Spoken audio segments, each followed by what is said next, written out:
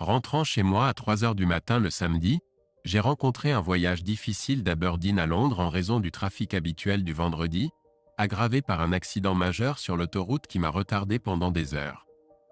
Anticipant que ma femme Elisabeth, que j'appelle affectueusement Lise, se serait déjà retirée au lit bien avant mon arrivée, j'ai été surpris de ne trouver aucune lumière d'accueil allumée pour moi.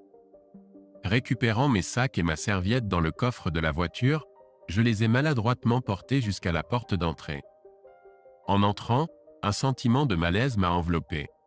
La maison semblait inhabituellement froide, suggérant que le chauffage avait été baissé ou éteint, ce qui différait de la préférence de Lise pour une maison chaleureuse. Après avoir posé mes affaires et illuminé les pièces, j'ai été surpris de découvrir que certains meubles manquaient. Perplexe, je me suis précipité à l'étage dans notre chambre, m'attendant à moitié à trouver Lise endormie, pour la trouver vide. Le placard était entrouvert, avec la plupart des vêtements de Lise absents. Choqué et perplexe, j'ai cherché du réconfort dans un verre.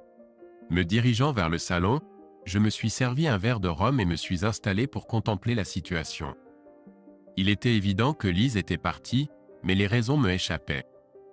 Notre union de près de 19 ans avait donné naissance à des jumelles, toutes deux entamant maintenant leur première année à l'université. À vrai dire, Lise était déjà enceinte lorsque nous avons échangé nos vœux. Initialement, notre mariage manquait de la profondeur d'un amour profond. Il était né d'une jouissance partagée jusqu'à l'arrivée de Suzanne et Sandra. Confronté à la responsabilité inattendue, j'ai choisi d'honorer mon engagement en épousant Lise, une décision influencée par les attentes familiales. Avec le temps, cependant, l'amour a fleuri de manière inattendue. Je me suis profondément épris de Lise et de nos filles, mon existence tournant autour de leur bien-être. Je me suis enorgueilli d'être un mari dévoué, m'efforçant de remplir mes devoirs matrimoniaux au maximum. Après le départ de nos filles pour l'université, Lise et moi avons entrepris un voyage de redécouverte, cherchant à réparer les griefs passés et à renforcer notre lien. Pourtant, notre relation est restée imparfaite. Elisabeth avait une forte personnalité, et je cédais souvent à ses désirs pour éviter les conflits. Pour la plupart, j'étais satisfait de notre vie ensemble. Mais maintenant, il semblait que j'avais été trompé, ou du moins Lise n'était pas honnête. Il semblait qu'elle m'avait quitté, mais je ne comprenais pas pourquoi. Elle exprimait souvent son amour pour moi, et nous avions même parlé de l'improbabilité de notre mariage sans sa grossesse. Pourtant, nous avions tous les deux ressenti que c'était la meilleure chose qui nous soit arrivée, tombant profondément amoureux au fil des ans. Maintenant, il semblait que l'un de nous avait peut-être changé d'avis. Mes émotions ont pris le dessus, et la colère s'est emparée de moi. J'ai commencé à arpenter la pièce, puis je suis sorti dans le jardin pour fumer. Lise n'aimait pas l'odeur de mon tabac à l'intérieur, donc je fumais toujours dehors. Après 10 minutes, la réalité que Lise ne serait peut-être plus là pour se plaindre m'a frappé, mais j'ai quand même fini ma pipe dehors. En rentrant à l'intérieur, j'ai remarqué une lettre sur la table de la cuisine adressée à David. J'ai marqué une pause, la fixant un instant.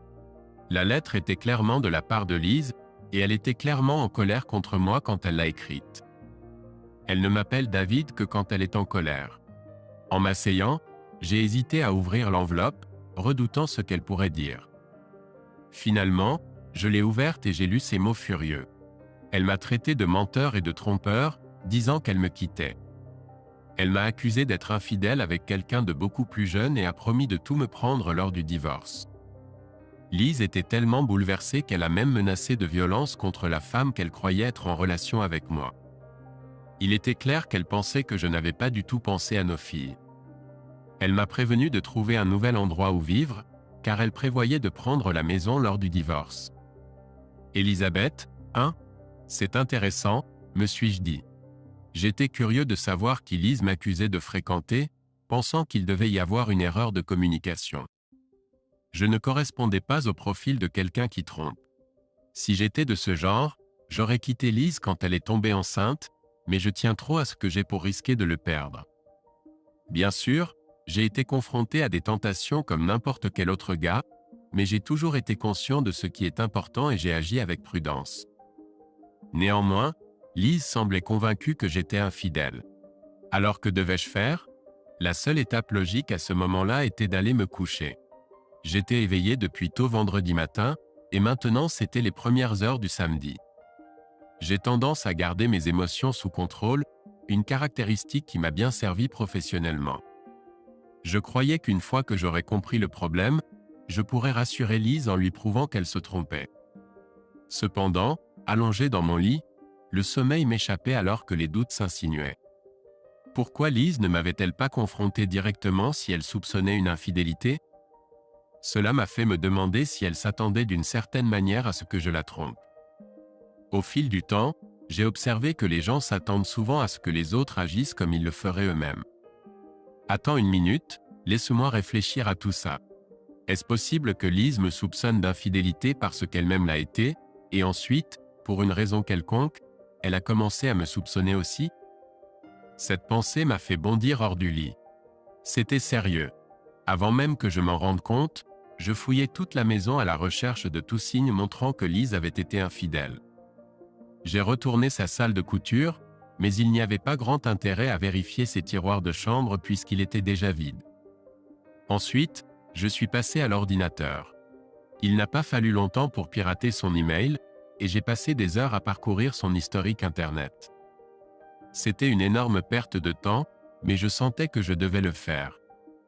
La seule chose que j'ai trouvée était sa recherche d'un avocat spécialisé en divorce le jeudi précédent, mais il n'y avait aucune preuve qu'elle avait réellement contacté qui que ce soit. C'est à ce moment-là que j'ai eu une idée un peu rusée. Pour gagner un combat, parfois il faut frapper en premier. C'était risqué, mais j'ai décidé d'envoyer un email au cabinet d'avocats qu'elle semblait avoir choisi, en prétendant avoir besoin de leurs services pour mon propre cas de divorce. Je me suis dit qu'il y avait une mince chance qu'elle ne les ait pas encore contactés. Il s'est avéré que j'avais raison. Ils m'ont répondu en quelques minutes, me demandant de venir dès que possible. Ce que j'ai fait. À 10 heures ce samedi-là, j'étais dans leur bureau, engageant Maria Granit avec un chèque, en faisant d'elle mon avocate. Lise ne savait probablement pas que certains avocats travaillent le samedi. Après avoir expliqué ce que j'avais découvert à la maison et lui avoir montré la lettre, Maria, mon avocate, m'a demandé si j'avais déjà été infidèle dans mon mariage. Je lui ai assuré que j'aimais ma femme et que je n'avais rien fait qui aurait pu mettre en danger notre mariage. Maria m'a conseillé de rester calme, d'essayer de découvrir où Lise était partie et de lui parler, pensant que ce n'était peut-être qu'un gros malentendu que nous pourrions résoudre par la communication. Je suis rentré chez moi et j'ai commencé à chercher Lise. J'ai appelé ses parents et son frère, mais ils n'avaient pas de nouvelles d'elle et ont confirmé qu'elle n'était pas avec eux. Sa sœur n'était pas non plus au courant de l'endroit où se trouvait Lise, mais je ne m'attendais pas à ce que Lise s'y rende à cause de la distance. Malgré le fait d'être laissée dans l'ignorance du départ de Lise, sa famille a rapidement pris parti pour elle après que j'ai expliqué la situation. Le prochain appel a été à l'amie de Lise, Rose, que j'appréhendais mais que je sentais nécessaire. Rose, qui a été divorcée 2 fois, a la réputation d'être imprévisible, passant de douce à dure en un instant. Lise et Rose sont amies depuis leurs années d'école, et Rose, connue pour son charme, passait du temps avec Lise quand elle n'était pas avec l'un de ses petits amis. Lise et moi rions de voir comment elle finissait souvent ses soirées entre filles en ayant besoin d'être ramenée chez elle parce que Rose avait. J'avais toujours fait confiance à Lise malgré son amitié avec Rose. Dès que Rose trouvait un nouveau mec, Lise me demandait de venir la chercher. J'ai appelé Rose, et tout de suite elle a commencé à me donner du fil à retordre, confirmant mes soupçons que Lise pourrait être là, même si Rose prétendait que non. Frustré, j'ai mis fin à l'appel. Les vieux sentiments de colère et de confusion sont revenus en force, alors je suis sorti pour me calmer avec ma pipe. Une fois que j'ai rassemblé mes pensées, j'ai réalisé que Lise essayait de me provoquer en partant sans explication, mais j'ai décidé de ne pas me laisser atteindre. Je n'avais rien fait de mal. Décidant de jouer le jeu de Lise, j'ai appelé nos filles jumelles, qui ont été choquées d'apprendre que leur maman était partie. Je les ai rassurées en leur disant que je n'avais rien fait pour que Lise parte et j'ai supposé qu'elle devait être chez Rose. J'ai même dit que Lise pouvait rester là-bas autant qu'elle le voulait. Les filles ont pensé que c'était un gros malentendu et croyaient que leur maman réaliserait bientôt ses erreurs. Je savais que je n'aurais pas dû les impliquer, mais j'étais pris dans l'instant et je pensais qu'elles pourraient raisonner leur maman. Ensuite, je suis allé fouiller dans le garage. Quand nous avons acheté notre maison, j'ai changé tous les barillets de serrure extérieure pour 2 raisons principales. Nous n'étions pas sûrs d'avoir toutes les clés d'origine, et je voulais une clé pour toutes les portes pour plus de commodité. Changer un barillet de serrure Eurolock est une tâche rapide. J'ai remis tous les barillets de serrure d'origine, puis je me suis assuré que la porte du garage ne pouvait pas s'ouvrir et les sécuriser. Lise voulait partir, donc maintenant elle était partie pour de bon et ne pouvait pas rentrer. Pendant que je travaillais sur la porte du garage, le vieux monsieur Blake de l'autre côté de la rue est venu me voir. Lui et sa femme sont assez curieux, donc j'ai pensé qu'ils avaient vu Lise déménager des affaires et voulaient savoir ce qui se passait. Je ne lui ai pas dit grand-chose, mais il a mentionné avoir vu un camion de location vendredi matin et des gens, dont Lise et une femme, déménager des choses. Lise est partie dans sa Volvo, et la femme est partie dans une voiture rose définitivement rose. Ce soir-là, je me suis assuré que personne ne pouvait voir à l'intérieur de la maison depuis le rez-de-chaussée en tirant tous les rideaux et en fermant les stores de la fenêtre du garage. Mais depuis le 2e étage et à travers notre système de vidéosurveillance, que j'avais installé pour que Lise se sente plus en sécurité quand je n'étais pas là, je pouvais voir à l'extérieur parfaitement. J'ai décidé de rappeler Rose, et elle a immédiatement nié que Lise était avec elle, me traitant de nom et insistant sur le fait qu'elle ne me dirait pas où se trouvait Lise même si elle le savait. Je lui ai calmement demandé de transmettre un message à Lise si elle la voyait. Je lui ai dit que puisque Lise avait décidé de croire une rumeur sans me parler, je ne voulais plus la revoir et envisageais de demander le divorce pour abandon de domicile. Rose était choquée, disant que Lise envisageait de me quitter pour adultère. Avant qu'elle ne puisse m'accuser de cela, Rose, il faudrait en fait que je commette un adultère, ce que je sais n'avoir pas fait. Donc, je pense être tranquille. Ne te fais pas de soucis. Le divorce devrait probablement être en ma faveur puisque Lise a décidé de me quitter. Elle a même laissé une lettre disant qu'elle partait, ce que mon avocat dit être la preuve dont j'ai besoin. Mais ensuite, Rose a commis une erreur, commençant à dire quelque chose de personnel, puis a changé pour m'accuser. J'ai raccroché et coupé la communication, intrigué par l'erreur de Rose, ce qui m'a fait penser qu'elle croyait m'avoir vu avec une autre femme. Rose relayerait-elle mes paroles exactes à Lise? Cela pourrait-il faire douter Lise de sa décision? Après avoir raccroché, je me suis préparé à dîner, puis j'ai vérifié dehors quand il faisait sombre pour assurer la confidentialité. Lise voulait jouer à des jeux, et j'étais prêt à jouer le jeu. Plus tard, j'ai vu la voiture de Lise sur les caméras de surveillance, suggérant un changement dans ses plans. Elle et Rose étaient assises dans la voiture, probablement en train de débattre de leur prochaine action. Peut-être que Lise était en train de reconsidérer, se demandant si elle avait suffisamment de preuves pour le tribunal, ou si elle avait mal compris la situation. Elle a peut-être pensé que rester dans la maison l'empêcherait de prétendre qu'elle m'avait abandonné. Après un moment, Lise a essayé d'utiliser sa clé sur la porte d'entrée, probablement après avoir échoué à ouvrir le garage avec sa télécommande, pour finalement constater que sa clé ne fonctionnait pas. Lise a sonné à la porte et m'a même appelé à travers la fente aux lettres. Rose est sortie de la Volvo et l'a rejointe. Je pouvais les entendre parler, mais la seule chose claire était que Rose suggérait qu'elles essaient une autre porte. Ils sortirent du champ de la caméra, et bientôt je les entendis à la porte de la cuisine, puis à la porte du patio, qui est vraiment proche de l'endroit où je me trouvais. La prochaine chose que je sus, c'est qu'ils étaient de retour à la porte d'entrée.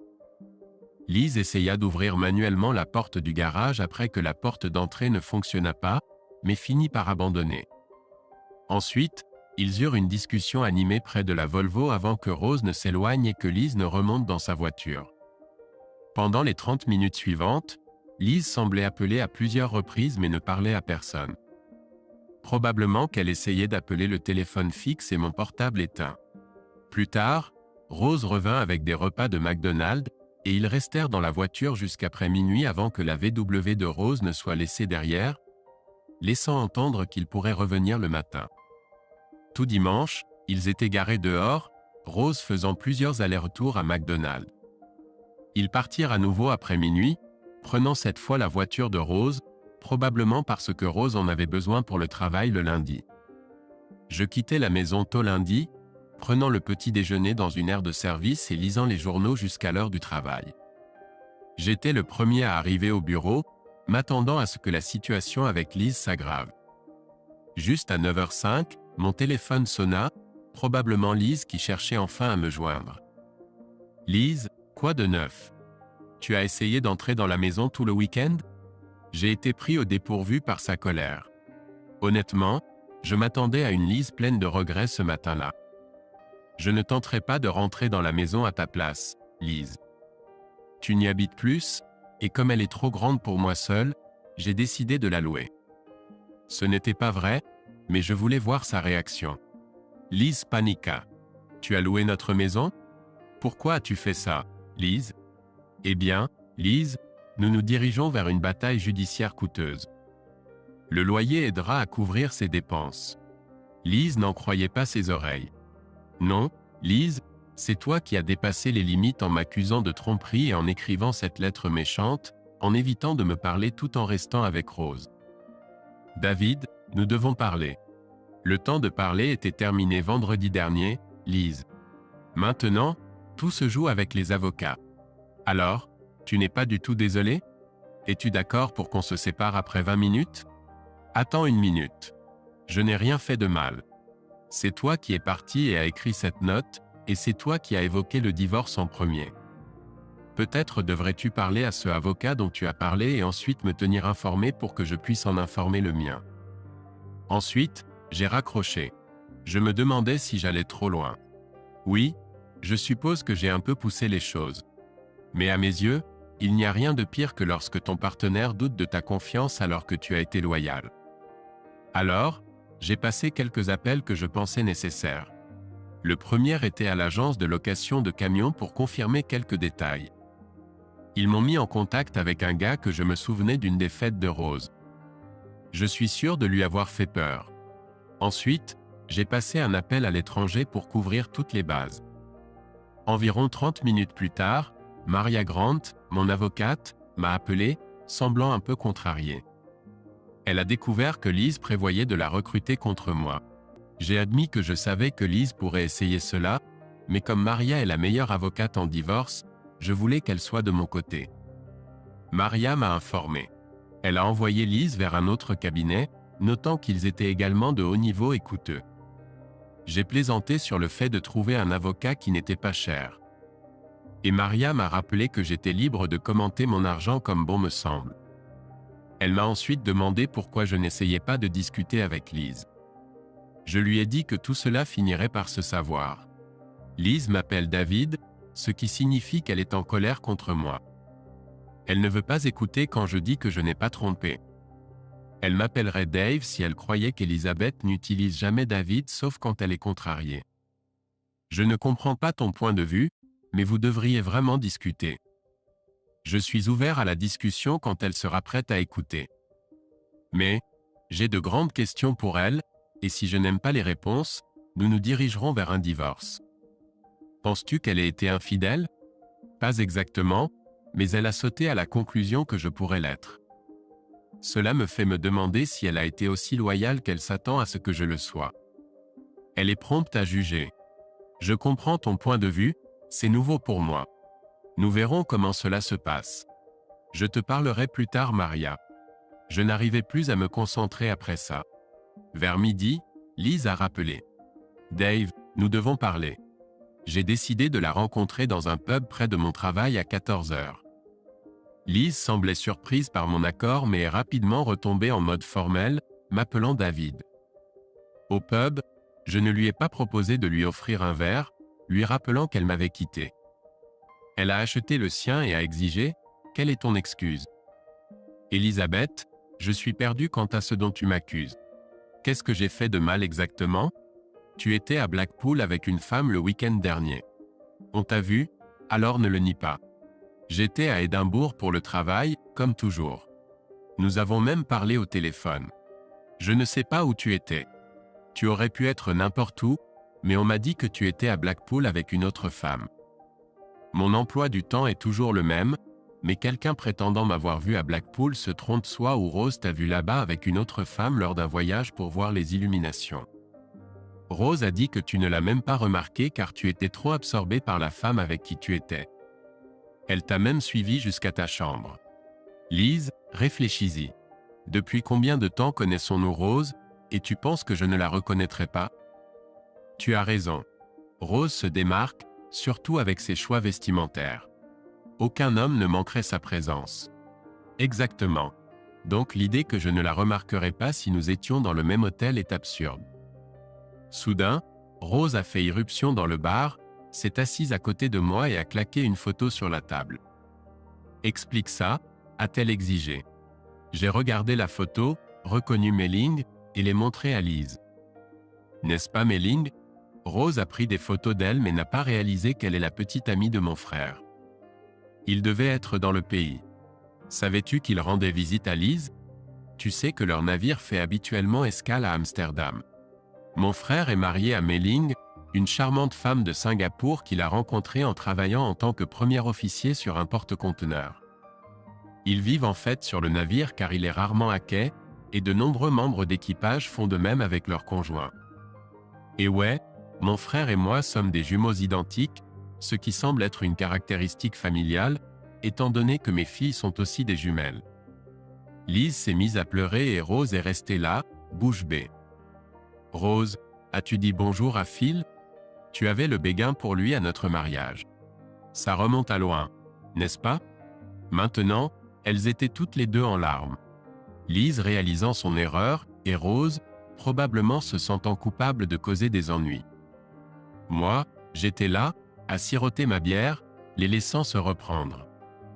Une fois qu'elles ont arrêté de pleurer, il était évident qu'elles étaient à court de mots. Rose a été la première à tenter de se faire pardonner. Dave, je suis désolé, j'ai complètement oublié Phil. Je pensais vraiment que c'était toi. Vous vous ressemblez tellement tous les deux. Eh bien, les jumeaux ont tendance à se ressembler, Rose, et ne t'en fais pas pour avoir oublié Phil. Je doute qu'ils se souviennent de toi non plus, ai-je dit, un peu sèchement, mais je faisais semblant d'être plus contrarié que je ne l'étais. Je suis vraiment désolé, Dave, a ajouté Lise, d'un ton plus posé. Il ne m'est jamais venu à l'esprit que ce pouvait être Philippe. Peux-tu pardonner ma bêtise? Je vois maintenant à quel point j'avais tort.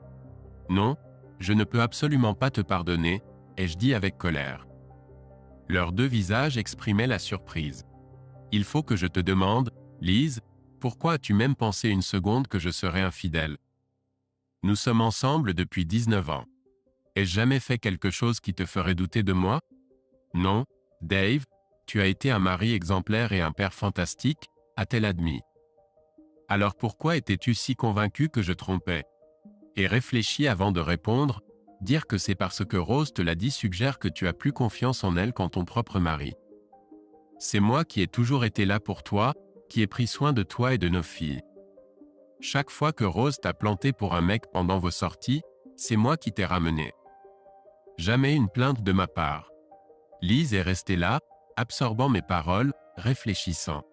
J'ai attendu un peu avant de continuer. Qu'est-ce qui t'a fait penser que je pourrais tromper? Est-ce parce que tu as toi-même des aventures?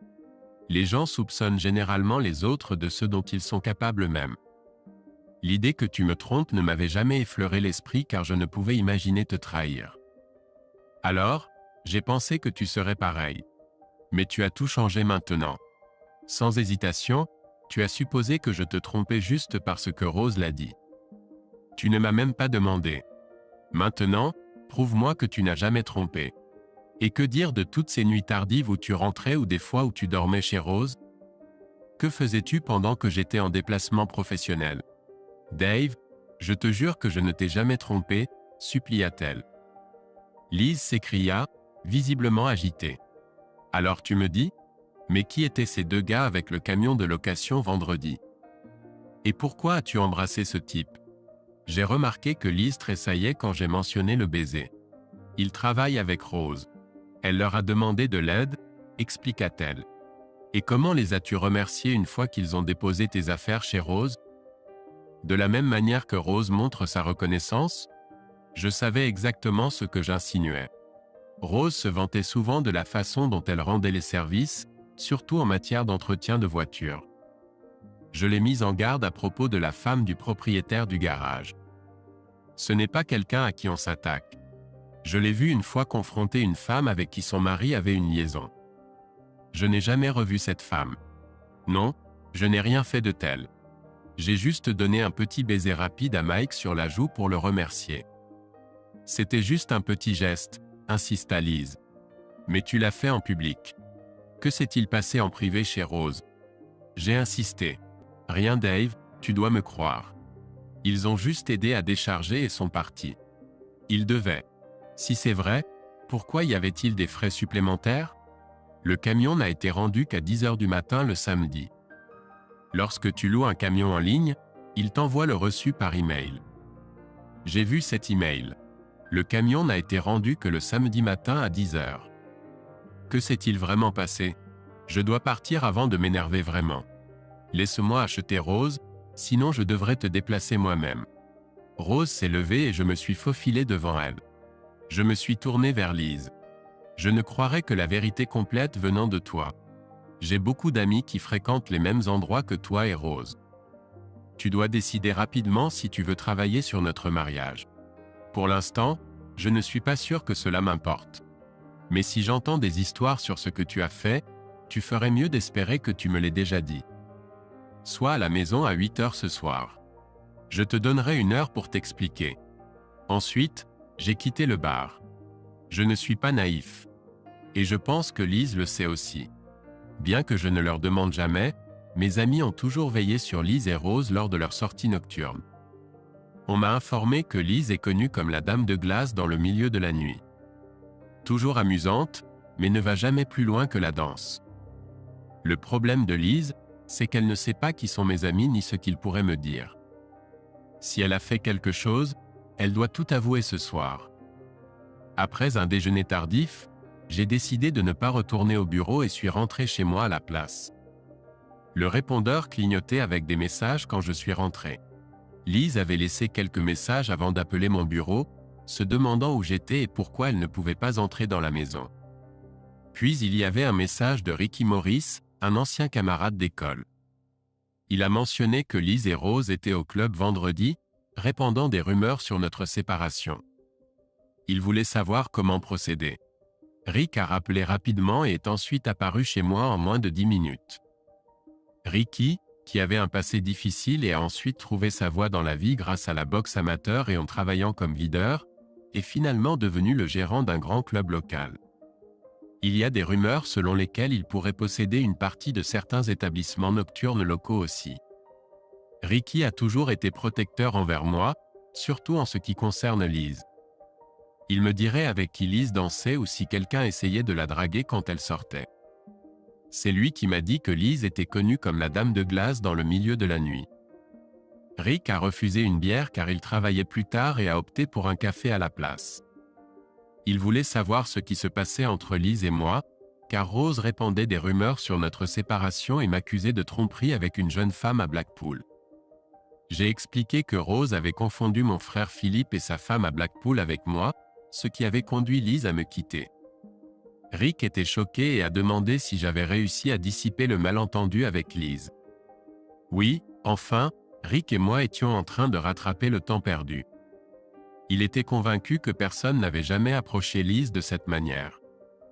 Il m'a même parlé de vendredi soir au club, comment Liz et Rose étaient partis tôt et étaient allés directement chez Rose. Il avait vérifié avec le chauffeur de taxi juste pour s'assurer. Je l'ai remercié d'être un si bon ami. Ensuite, nous avons simplement parlé des vieux temps jusqu'à ce qu'ils doivent partir travailler. Juste au moment où Ricky partait, Liz est arrivée. Elle semblait perplexe de le voir, ne sachant pas que Ricky et moi étions amis. À l'intérieur de la maison, elle a demandé si c'était Maurice du Starlight Club. Je lui ai dit que c'était un vieux copain, juste de passage pour discuter de ce qui se passait entre nous. J'ai pris les choses en main dans la cuisine en préparant du café.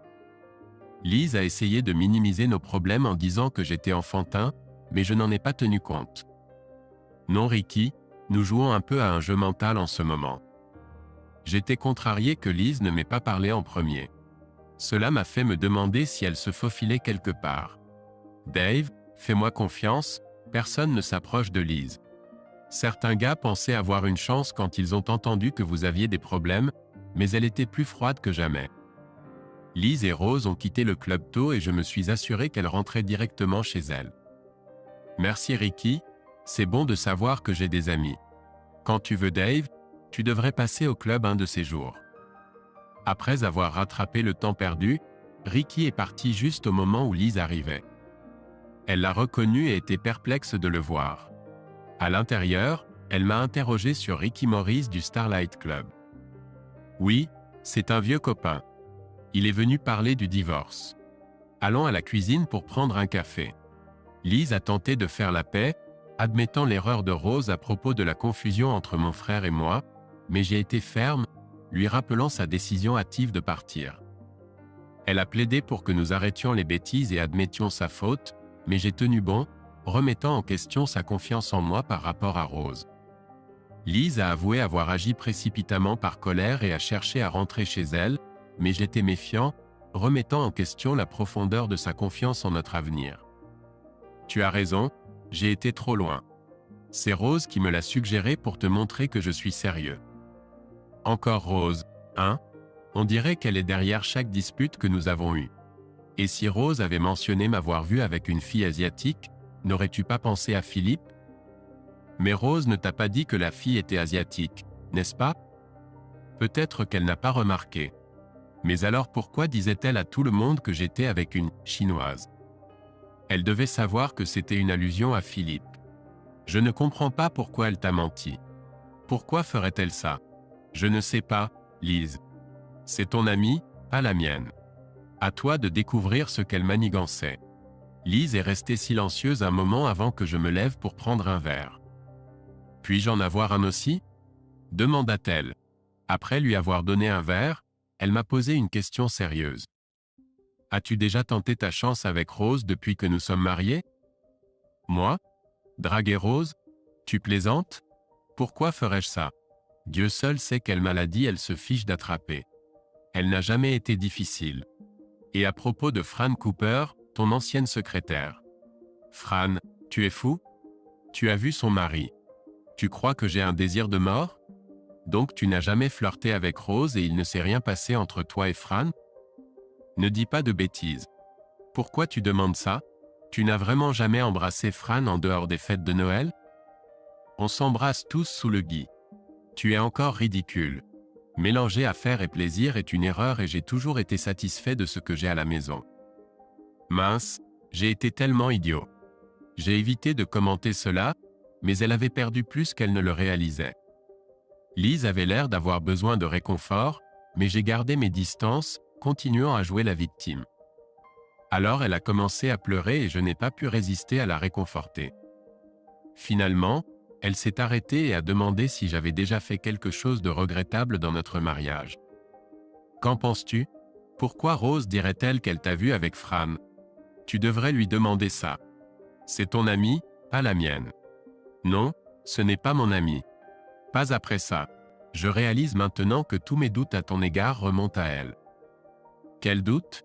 Oh, j'avais des doutes sur le fait que tu traînasses et que tu avais quelque chose avec Fran. Vraiment? Pourquoi ne m'en as-tu jamais parlé avant? Parce que je t'aime. Je ne voulais pas affronter ça. J'espérais que tu reviendrais vers moi. Je ne te quitterai jamais, Liz. Je t'aime trop. Maintenant je comprends. J'aurais dû te faire confiance. Je suis désolé, Dave. Je n'ai pas été la meilleure des épouses. Peux-tu me pardonner? Eh bien, c'est une question pour toi, pas pour moi. Trouve pourquoi tu as douté de moi. Alors tu sauras si tu peux te pardonner. Liz a ensuite appelé Rose. Nous ne sommes plus amis. Ne parle pas. Écoute juste. Tu as essayé de ruiner mon mariage. Ne me contacte plus jamais. Après avoir raccroché, Liz a demandé, puis-je aller chercher mes affaires dans la voiture? Non, allons nous coucher. Tu m'as manqué. Pas besoin de pyjama ce soir. Cette nuit-là était comme une seconde lune de miel pour nous. Le matin, j'ai organisé le retour de nos meubles depuis le garde-meuble où Liz les avait mis.